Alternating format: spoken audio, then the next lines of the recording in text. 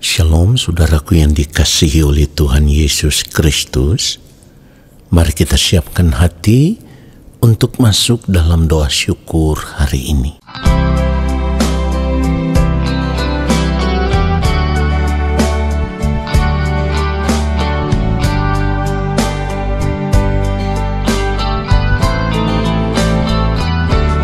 Dengan apakah seorang muda mempertahankan kelakuannya bersih dengan menjaganya sesuai dengan firman-Mu.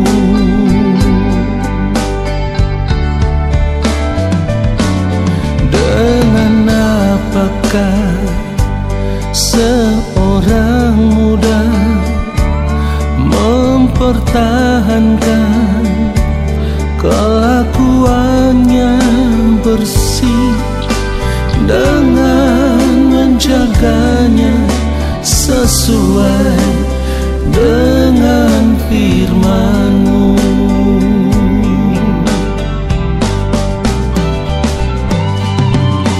Dalam hatiku aku menyimpan janji-Mu, supaya aku jangan berdosa terhadap Engkau.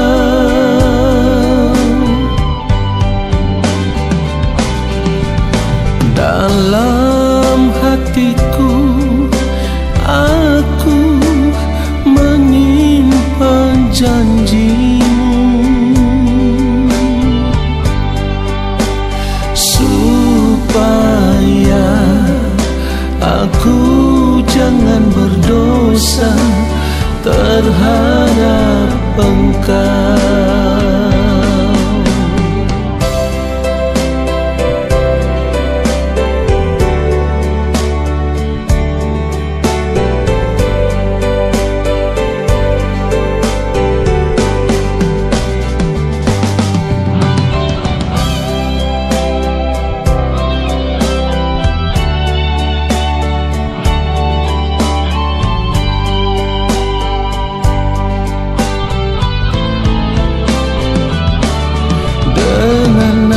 Apakah seorang muda mempertahankan kelakuannya bersih dengan menjaganya sesuai dengan firman-Mu.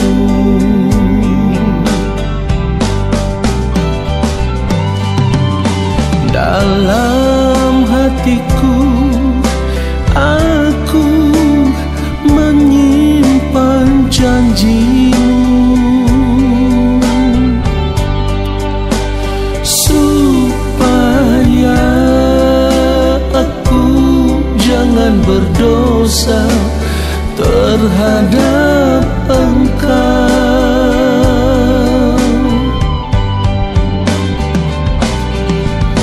Dalam hatiku aku menyimpan janji-Mu, supaya aku jangan berdosa terhadap Engkau. Supaya aku jangan berdosa terhadap Engkau.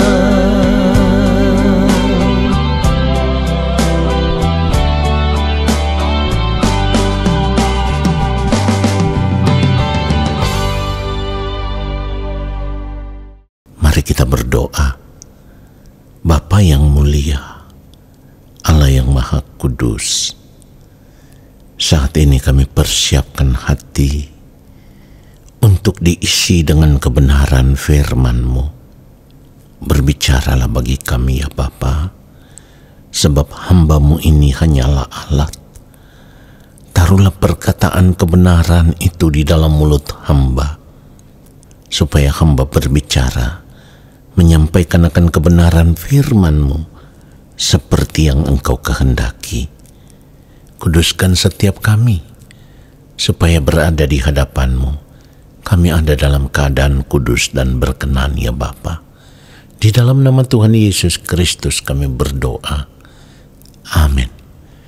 Saudara yang dikasihi oleh Tuhan Yesus Kristus, satu hal yang harus kita sadari, kalau sampai saat ini kita masih menghirup nafas hidup pemberian Tuhan, itu artinya Allah Bapa di sorga sedang menyatakan kemurahan-Nya atas kita pribadi lepas pribadi. Kenapa saya katakan bahwa itu artinya Allah Bapa di sorga sedang menyatakan kemurahan-Nya atas kita pribadi lepas pribadi? Begini saudaraku, kita harus benar-benar menyadari tidak selamanya kita hidup di dunia ini. Ya, tidak selamanya kita hidup di dunia ini. Suatu saat nanti masa hidup kita akan berakhir. Jadi kalau kita ada sampai saat ini, kita masih menghirup nafas hidup pemberian Tuhan, itu artinya Allah sedang menyatakan kemurahan-Nya atas kehidupan kita, pribadi lepas pribadi. Dan kita harus sadar kemurahan Allah yang dinyatakan atas kehidupan kita, pribadi lepas pribadi. Tidak ada tujuan lain, saudaraku. Tujuannya hanya satu, yaitu supaya kita dituntun kepada pertobatan. Jadi kita harus sadar, selama kita masih hidup di dunia ini, kita ada di dalam proses sekolah kehidupan. Perhatikan itu saudaraku. Jadi kita harus berjuang untuk menyelesaikan proses sekolah kehidupan ini, supaya di ujung kehidupan kita nanti, kita seperti seorang murid yang dipandang layak lulus dari sekolah kehidupan yang kita jalani selama kita masih hidup di dunia ini. Jadi kalau sampai saat ini Tuhan masih memberikan kepada kita kesempatan hidup, perhatikan ini, kesempatan hidup yang diberikan oleh Tuhan itu bukan supaya kita bisa hidup menikmati dunia ini lebih lama lagi. Bukan. Tetapi Allah sedang menyatakan kemurahan-Nya supaya kita bisa dituntun kepada pertobatan. Di dalam Roma pasal 2, kalau kita membaca ayatnya yang keempat dan ayatnya yang kelima, firman Tuhan katakan, maukah engkau menganggap sepi kekayaan kemurahan-Nya, kesabarannya, dan kelapangan hatinya? Tidakkah engkau tahu bahwa maksud kemurahan Allah ialah menuntun engkau kepada pertobatan? Saya ulang sekali lagi kalimat terakhir.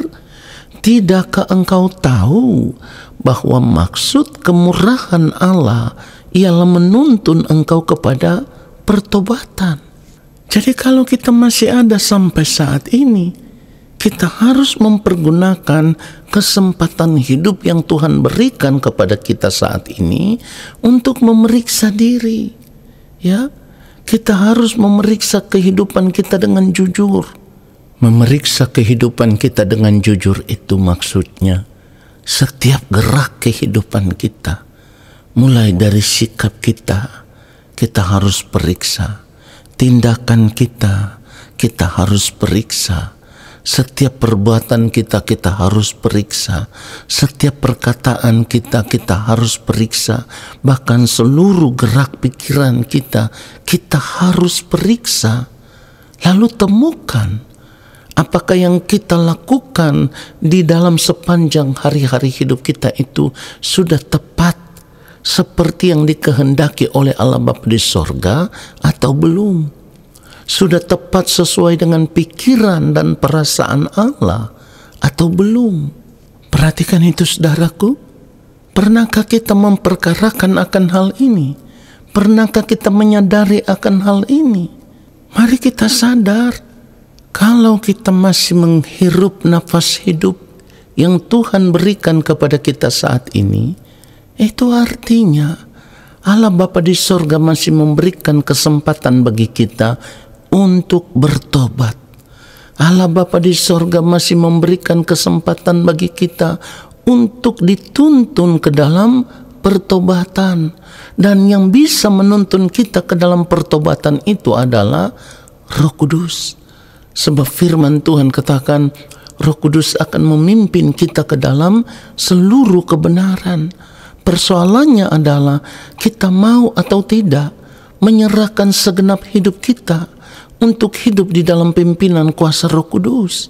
Kalau kita tidak mau, lalu kita tetap hidup mengikuti keinginan-keinginan diri kita sendiri, kita melakukan segala sesuatu sesuai dengan apa yang kita mau, sesuai dengan hawa nafsu diri kita, sesuai dengan keinginan diri kita sendiri, maka hal itu sama dengan kita sedang menimbun murka Allah atas kehidupan kita. Lalu kalau waktu Tuhan tiba, kalau kita berada di ujung kehidupan nanti, bukan kehidupan yang kekal bersama dengan Kristus yang akan kita tuai, tetapi yang akan kita tuai adalah murka Allah. Saudara perhatikan itu. Saya ulang sekali lagi, yang akan kita tuai adalah murka Allah. Kenapa demikian? Karena selama Allah menyatakan kemurahannya atas hidup kita, Allah memberikan kesempatan bagi kita hidup di dunia ini. Kesempatan hidup itu tidak kita pakai untuk bertobat, untuk berubah, untuk kembali kepada Allah. Tetapi kesempatan hidup itu kita sia-siakan. Kita hidup mengikuti keinginan-keinginan diri, mengikuti hawa nafsu diri, mengikuti kemauan diri kita sendiri. Dan tidak bisa dipungkiri, keinginan diri kita sendiri itu adalah keinginan yang selalu dipenuhi dengan keinginan-keinginan daging. Sekali lagi saya harus katakan, kalau kita tidak mau mempergunakan kesempatan hidup yang Tuhan berikan kepada kita saat ini untuk bertobat, untuk kembali kepada Allah, maka hal itu sama dengan kita menyanyiakan kemurahan Allah. Itulah kenapa firman Tuhan katakan tadi, maukah engkau menganggap sepi kekayaan kemurahannya? Kalau dikatakan maukah engkau menganggap sepi kekayaan kemurahannya, itu artinya selama kita hidup, kita tidak pernah memperkarakan akan hal ini. Kita seperti orang yang masa bodoh dengan kemurahan yang Allah nyatakan di dalam kehidupan kita. Padahal kemurahan Allah itu dinyatakan tujuannya hanya satu, yaitu supaya kita dituntun kepada pertobatan, supaya kita kembali kepada Allah, supaya kita tidak lagi hidup terikat dengan dunia ini. Satu hal yang harus saya katakan, kalau kita tidak bertobat, kita akan binasa. Saudara perhatikan itu. Karena apa? Karena orang yang tidak mau kembali kepada Tuhan, orang yang masih terikat dengan dunia ini, sama dengan orang yang sedang hidup menimbun murka Allah. Saudara perhatikan itu. Di dalam Roma ayat 2 ini, kalau kita membaca ayat selanjutnya, ayatnya yang kelima dikatakan, tetapi oleh kekerasan hatimu yang tidak mau bertobat. Perhatikan, saya ulang sekali lagi, tetapi oleh kekerasan hatimu yang tidak mau bertobat, engkau menimbun murka atas dirimu sendiri. Pada hari waktu mana murka dan hukuman Allah yang adil akan dinyatakan? Saudara, mari kita sadar akan hal ini. Sadar sebelum terlambat, sebelum pada akhirnya, karena kekerasan hati kita yang tidak mau bertobat, maka di ujung kehidupan kita nanti, di kekekalan nanti, kita akan menuai kebinasaan. yaitu ditimpa oleh murka Allah. Sebab orang-orang yang tidak mau bertobat, orang-orang yang tidak mau kembali kepada Allah, Allah akan menyatakan keadilannya, yaitu kebinasaan kekal kepada orang-orang yang tidak mau kembali kepada Dia, terbuang ke dalam api neraka, dan kehidupan yang kekal bersama-sama dengan Tuhan Yesus kepada orang-orang yang hidup takut akan Dia dan hidup melakukan kehendak-Nya selama hidup di dunia ini. Saudara, dengar ini, sadar sebelum terlambat. Di dalam 2 Petrus pasal 3, kalau kita membaca ayatnya yang ke-9 dikatakan, Tuhan tidak lalai menepati janjinya, sekalipun ada orang yang menganggapnya sebagai kelalaian, tetapi Ia sabar terhadap kamu karena Ia menghendaki supaya jangan ada yang binasa, melainkan supaya semua orang berbalik dan bertobat. Jadi sekali lagi saya katakan, sebelum terlambat, berbaliklah kepada Tuhan dan bertobatlah. Tuhan Yesus memberkati kita semua. Amin. Mari kita berdoa. Bapa yang mulia, terima kasih untuk kebenaran firman-Mu yang sungguh menyadarkan kami. Ya Bapa, kami tidak mau lagi menyia-nyiakan kesempatan hidup yang Engkau berikan kepada kami saat ini. Kami mau berbalik kepadamu ya Allah. Kami mau meninggalkan cara hidup kami yang lama, dan kami mau hidup di dalam penurutan akan kehendak-Mu sampai di ujung kehidupan kami nanti, supaya kami boleh ditemukan berkenan di hadapan Bapa di sorga. Terima kasih untuk firman-Mu ya Bapa. Saat ini kami percaya Engkau akan memberkati hidup kami. Segala berkat kasih karunia daripada Allah Bapa di sorga, rahmat cinta kasih yang berlimpah-limpah dari Tuhan Yesus Kristus, di dalam persekutuan yang manis dengan Roh Allah yang kudus, turun atas kehidupan kami, menyertai langkah hidup kami dan memberkati kami sekarang dan sampai selama-lamanya. Amin. Saudara, terima kasih sudah mengikuti doa syukur hari ini. Tuhan Yesus memberkati kita semua. Shalom.